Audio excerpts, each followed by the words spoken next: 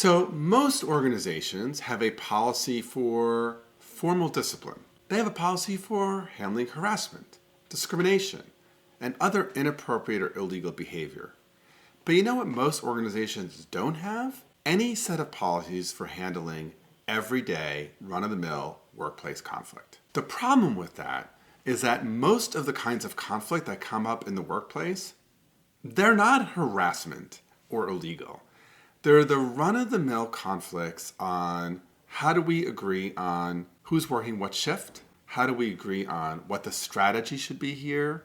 How do we agree on who gets this office and who gets this weekend off? And most individuals working in the workplace are actually clueless on what they can do to address those conflicts. Now, here's a secret. The most successful companies are ones that have put in place systems and policies for handling those kinds of conflicts effectively. And here's the other thing. The most successful companies have actually given their staff the tools and the skills to actually enact conflict resolving procedures with each other in the workplace. In fact, evolved and forward-thinking companies often have in place interest-based procedures to help people handle and resolve low-level but still troubling conflict in the organization. So today, I'm going to offer 6 tips for organizational leaders who would like to actually establish a coherent and thoughtful conflict resolution policy in their company, school, institution, or organization. So if you're currently experiencing these kinds of low-level but nagging, annoying, and often repetitive conflicts in your workplace, post some of them in the comments below.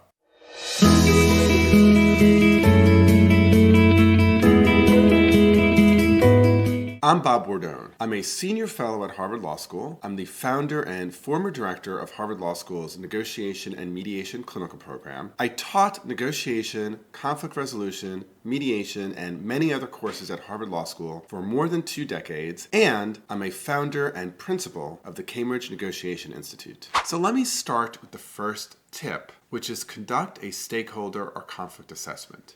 What does that mean? So it's really taking a lay of the land currently in your organization. It starts with question number 1. What current policies may exist for the effective handling of conflict within the organization?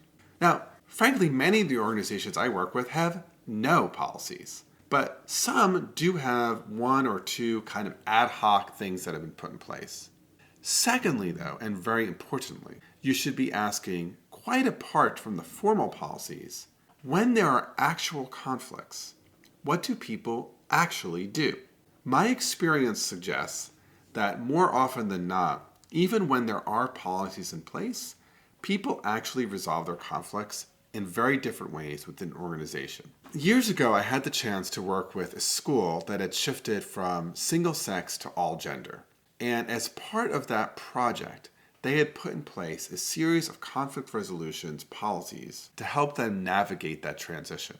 10 years after those policies were put in place, I was invited to conduct a conflict assessment of how things were going. And one of the most interesting findings was that the policies looked great on paper, but in fact, nobody used them. The way conflicts were actually being handled was through hazing and bullying. So the assessment work is incredibly important. The second important step is to identify what are the needs and interests of the various stakeholders within the organization when it comes to conflict handling. Let me give you another example of another organization in which I worked. One of the things that was really interesting about this particular workplace is that it had many volunteers, often in their teens, and it had employees in their late 70s. So intergenerational conflict was particularly acute in this particular negotiation. There were all sorts of issues around how to communicate, expectations around boundaries,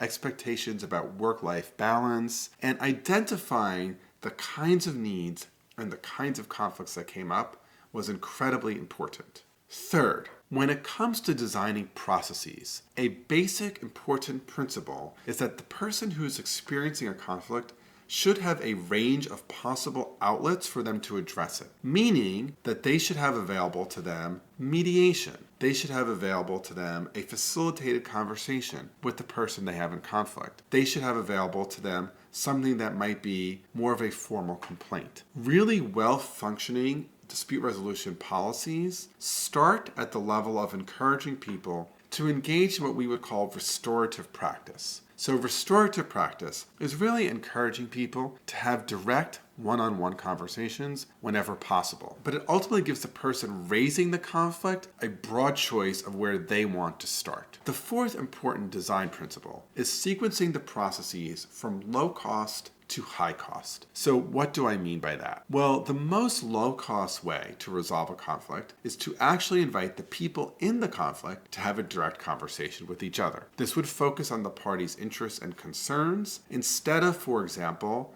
their rights or arguments. The next step might involve some kind of a mediation, still relatively low cost. The most costly kinds of processes are ones that bring in lawyers, that involve rights, that might involve discipline. And so a well-designed conflict resolution process sequences process choices from low cost to high cost. The next important principle is if you've put together a well-thought-out policy, you need to actually provide adequate training to the staff and the people who are going to implement the policy. What does that look like? Well, in the work that I've done in organizations, there's usually two tiers of training. First, everybody in the organization should get some basic conflict handling skills. But then those who are charged with actually running the process, so maybe because they're going to be the facilitators or the mediators or the adjudicators, they should actually get some additional training on how to do this. The last critical step is that any good conflict resolution process